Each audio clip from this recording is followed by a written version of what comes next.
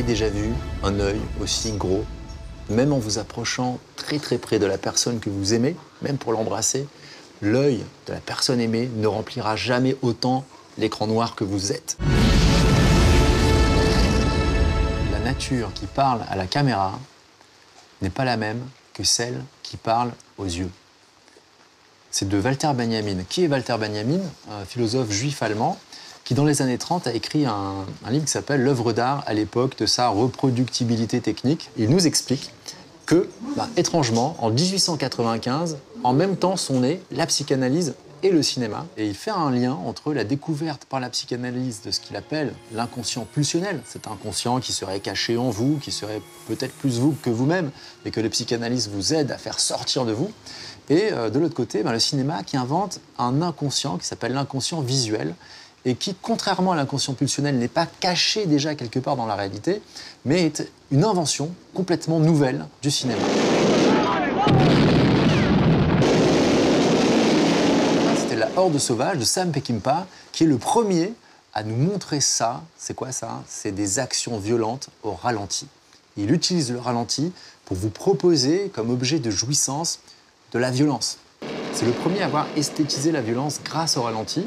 Alors dans la vie, on ne meurt pas au ralenti, mais au cinéma, on meurt au ralenti, et vous l'avez peut-être tous fait en cours de récréation, quand vous jouez aux cow-boys, aux Indiens, quand vous mourrez au ralenti. Il y en a même qui meurent de manière indéfinie, on dit maintenant ça suffit, termine, t'es mort. Et ça vient d'où cette pulsion-là? Ça vient du cinéma.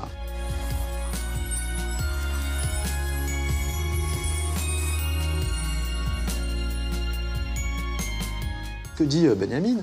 Il dit le ralenti découvre d'autres formes qui n'apparaissent nullement comme des ralentissements de mouvements rapides, mais comme des mouvements singulièrement glissants, aériens, surnaturels.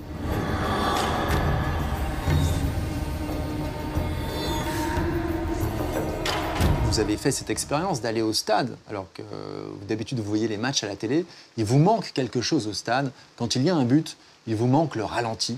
Et vous souffrez de ce manque, vous apercevez que le réel, à cause du cinéma et à cause du ralenti qui ensuite est passé à la télé, le réel manque de quelque chose. C'est ce que je vous disais tout à l'heure, je me répète, mais il faut essayer de comprendre ces choses-là de près, c'est important.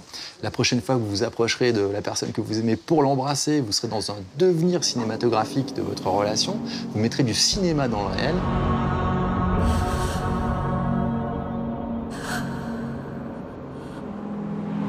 La prochaine fois que vous irez au cinéma et que vous sortez du film, si le film est bon et que vous sortez en manque, vous pourrez vous dire que c'est parce que vous manquez d'inconscient visuel dans la réalité. Bon film.